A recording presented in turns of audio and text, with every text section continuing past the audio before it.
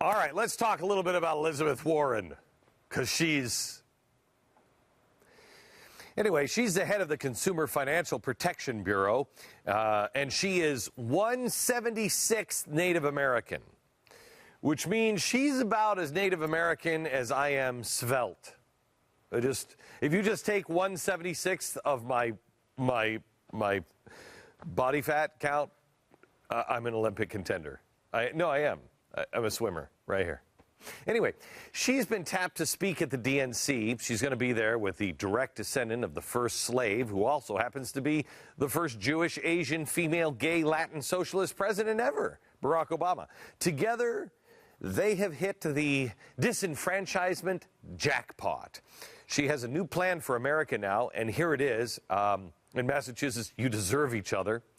She thinks that the America that she sees in her head should be more like that shining beacon of freedom, China. We've got bridges and roads in need of repair and thousands of people in need of work. Why aren't we rebuilding America? Our competitors are putting people to work, building a future. China invests 9% of its GDP in infrastructure.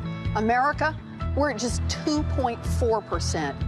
We can do better. We can build a foundation for a strong new economy and get people in Massachusetts to work right now.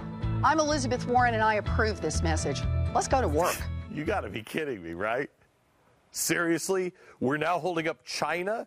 China's producing jobs. We should do what they're doing. Really? That's your best idea?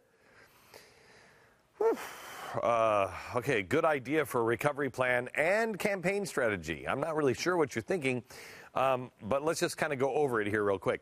China is busy right now having their people build ghost cities, where no one actually exists, nobody actually lives. They're just these giant, empty cities.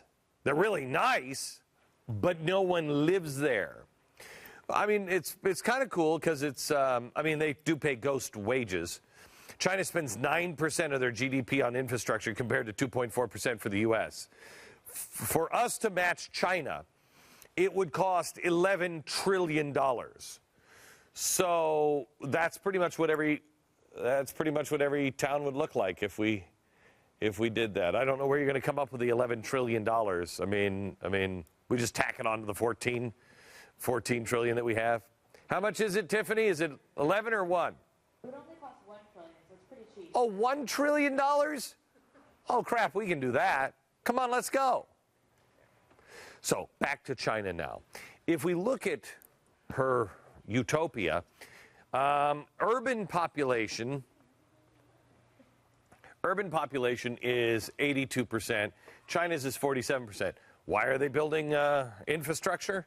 They're building infrastructure because everybody lives in a rice paddy right now. Hello?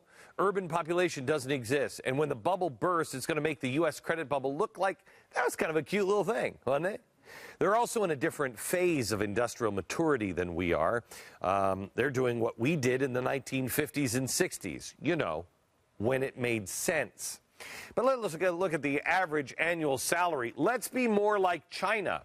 The average salary here is $47,000.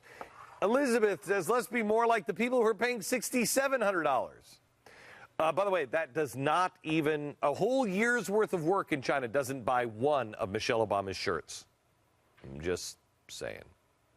Nobody's making enough to put infrastructure to use. Life expectancy, well, we're pretty close. If you don't mind that 5 years, no biggie. But we're still doing better. Infant mortality, it's only 3 times worse than ours. And human rights violations, they are on the right track. They have a long track record.